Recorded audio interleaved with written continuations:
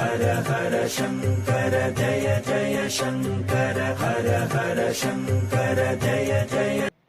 பெரியவா அனுஷ்டானம் குரு பக்தியில் சிறந்து விளங்குற ஒரு வாத்திம கிராமத்தில் 4 நாள் முகாம் இருந்துவிட்டு அடுத்த முகாம் அரசவனங்காடுங்கிற கிராமத்துக்கு மகா பெரியவா புறப்பட்டார். பெரியவாளை வழி அனுப்புறதுக்காக கிராமத்தார் கொஞ்சம் தொலைவு நடந்து வந்தார்கள். உத்தரவு பெற்று திரும்பி விட வேண்டிய கட்டம். அப்போது பெரியவா, நீங்கள் செஞ்ச தவறுகளையெல்லாம் மன்னிச்சிட்டேன்னு சொல்லி கையை தூக்கி ஆசீர்வாதம் பண்ணி விடை கொடுத்தார். கிராமத்தாருக்கு திக்குன்னு ஆயிடுத்து. தவறுகளை மன்னிச்சுட்டேன்னா பார்த்து பார்த்து ஏற்பாடுகளை செஞ்சோமே, பெரியவாளுக்கோ பரிவாரங்களுக்கோ எந்த அசௌகரியமும் ஏற்பட்டுடக்கூடாதுன்னு ராப்பகலாக உழைச்சோமே. அன்றைக்கி ராத்திரி முழுக்க யாருக்கும் தூக்கம் வரல.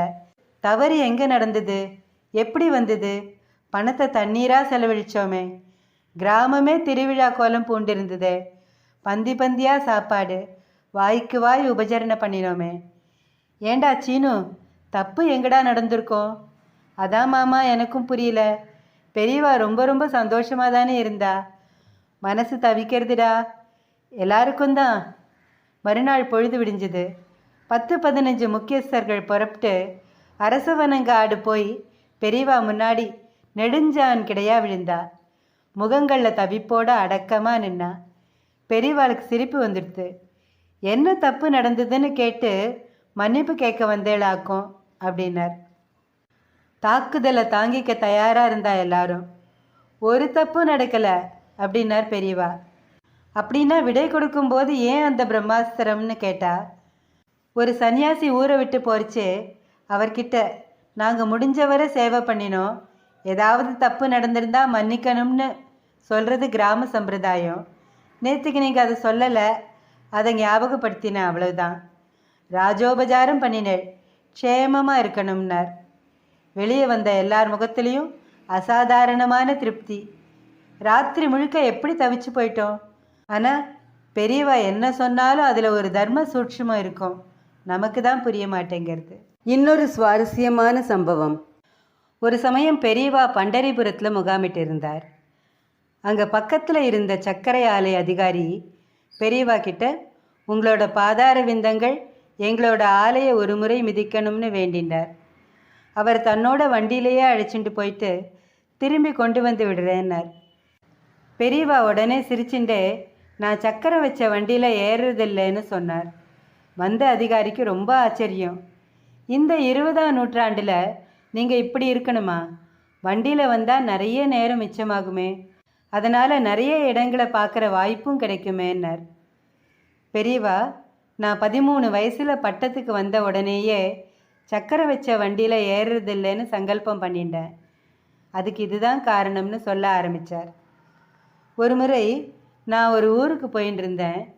மழையே இல்லாமல் இருந்த அந்த ஊரில் என்னமோ தெரியல, நல்ல மழை பிடிச்சுட்டு. போகிற வழியில் 2 பக்கமும் பள்ளமாகவும் நடுவில் கொஞ்சம் மேடாகவும் இருந்தது. ஓடுற தண்ணியோட வேகத்துக்கு ஈடு கொடுக்க முடியாமல் நிறைய ஜீவராசிகள் மேட்டுக்கு வந்துடுது. அப்போது சாலையில் போன வாகனங்களோட சக்கரத்தில் மாட்டின்ட்டு அவையெல்லாம் பரிதாபமாக செத்து போச்சு. அதை பார்த்த அன்றைக்கே நான் சக்கரம் வச்ச வண்டியில் இனிமேல் ஏற மாட்டேன், ஜீவஹிம்சைக்கு நான் காரணமாக மாட்டேன்னு சங்கல்பம் பண்ணிட்டேன். இன்னொரு காரணமும் இருக்குது. வண்டியில் போகிறதுனால பல ஊர்களை பார்க்க முடியாமல் போயிடும். வாகனத்தில் திடீர்னு ஒரு ஊருக்கு போய் இறங்கினா அங்கே இருக்கிறவாளுக்கெல்லாம் சிரமமாக இருக்கும். நடந்து போகிறதால அடுத்த ஊருக்கு போகிறதுக்கு முன்னாடியே அடுத்தது அந்த ஊருக்கு வரப்போகிறோம்னு தெரியப்படுத்த முடியறது. வசதி செஞ்சு தரவாளுக்கும் தேவையான அவகாசம் கிடைக்கும் இல்லையா அப்படின்னார். எத்தனை இளகின மனசு, எவ்வளோ பெரிய கருணை உள்ளம். ஸ்ரீ மகா பெரியவா திருவடிகளே சரணம்.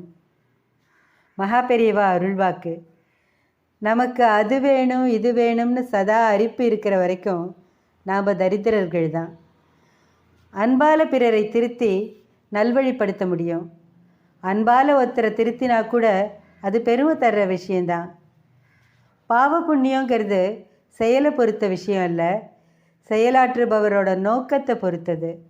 நற்செயலாக இருந்தாலும் நோக்கம் தவறானதாக இருந்தால் அது பாவ கணக்கில் தான் சேரும். ஆசை, கோபம், துவேஷம், பயம் ஆகிய தீய சிந்தனைகள் மனசை விட்டு அடியோடு போகணும். உயர்வு தர நல்ல சிந்தனைகளை மட்டுமே நம்ம மனசில் அனுமதிக்கணும். எந்த செயலையும் ஒருபோதும் விருப்பு வெறுப்போடு செய்யக்கூடாது. மனசை சமநிலையோடு வச்சுட்டு ஒரு காரியத்தை செய்கிறப்போ உண்டாகிற மகிழ்ச்சிக்கு அளவே கிடையாது. அகந்தை உணர்வு இல்லாமல் மனுஷன் தன்னோட கடமைகளை செய்யணும். ஹர ஹர சங்கர ஜய ஜய சங்கர ஹர ஹர சங்கர ஜய ஜய